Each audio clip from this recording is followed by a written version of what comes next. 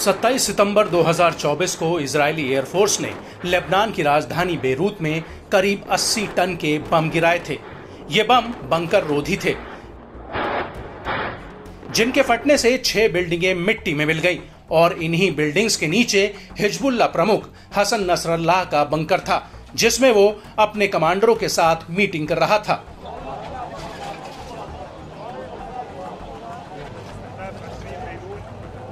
लेकिन बड़ा सवाल यह है कि इजराइल को हिजबुल्लाह चीफ की सटीक लोकेशन के बारे में पता कैसे चला। तो हम आपको बता दें कि इसको लेकर फ्रांस के अखबार ले पेरिसियन ने अपनी एक रिपोर्ट में खुलासा किया है कि एक ईरानी जासूस ने हसन नसरल्लाह की लोकेशन के बारे में आईडीएफ को खबर दी थी,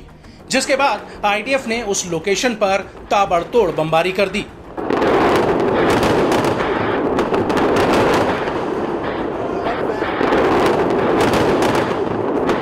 और इस हमले में नसरल्लाह के साथ दक्षिणी कमांड के मुखिया अल कराकी के साथ कई टॉप कमांडर मारे गए।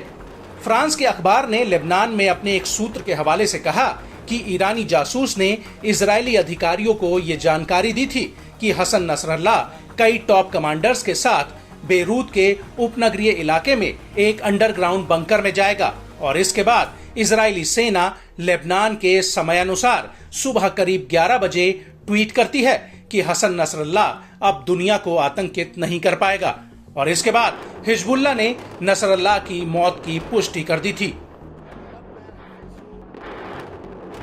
वहीं अमेरिकी अखबार द न्यूयॉर्क टाइम्स में छपी एक रिपोर्ट के मुताबिक हिजबुल्लाह के साथ 2006 में युद्ध के बाद आईडीएफ ने अपनी पूरी ताकत हिजबुल्लाह के खिलाफ एक जासूसी तंत्र बनाने में झोंक दी थी, जिसकी वजह से उसको हाल ही में हिजबुल्लाह के खिलाफ बड़ी सफलताएं मिली, क्योंकि 2006 का युद्ध करीब 1 महीने तक चला था और उस वक्त नसरल्लाह किसी तरह से बच गया था।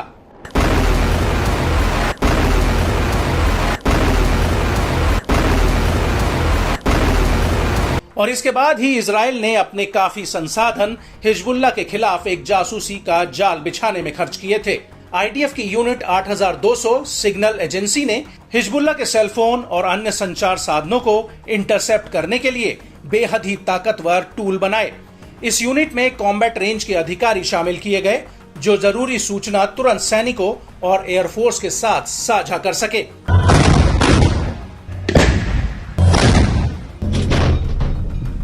न्यूयॉर्क टाइम्स का कहना है कि नसरल्लाह को मारने का फैसला हाल के दिनों में लिया गया और अमेरिका को ये बात नहीं बताई गई, क्योंकि इजराइल को डर था कि कहीं अमेरिका को बताने से नसरल्लाह को मारने का मौका हाथ से न निकल जाए।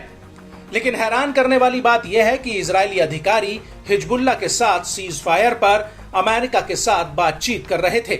और उधर पीएम नेतन्याहू यूएन महासभा में भाषण के लिए अमेरिका पहुंचे थे और नेतन्याहू ने यूएन में अपने संबोधन में कुछ ही समय पहले नसरल्लाह की मौत के आदेश को तामील कर दिया था और उनके इस आदेश पर रक्षा मंत्री योव गैलेंट समेत कैबिनेट ने मोहर लगा दी थी।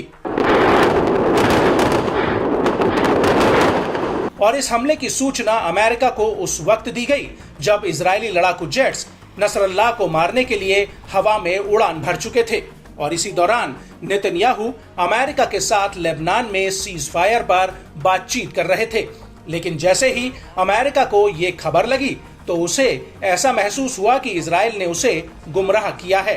हालांकि इजरायली कैबिनेट के रीजनल कॉर्पोरेट मंत्री डेविड एमसेलेम और वित्त मंत्री बेजले स्मोट्रिच ने इस फैसले का विरोध जताया था, लेकिन बाद में रक्षा मंत्री से बात करने के बाद ये सभी मान गए और फिर रक्षा मंत्री योव गैलेंट ने नेतन्याहू को फोन किया और उधर से नेतन्याहू ने इस ऑपरेशन को हरी झंडी दे दी।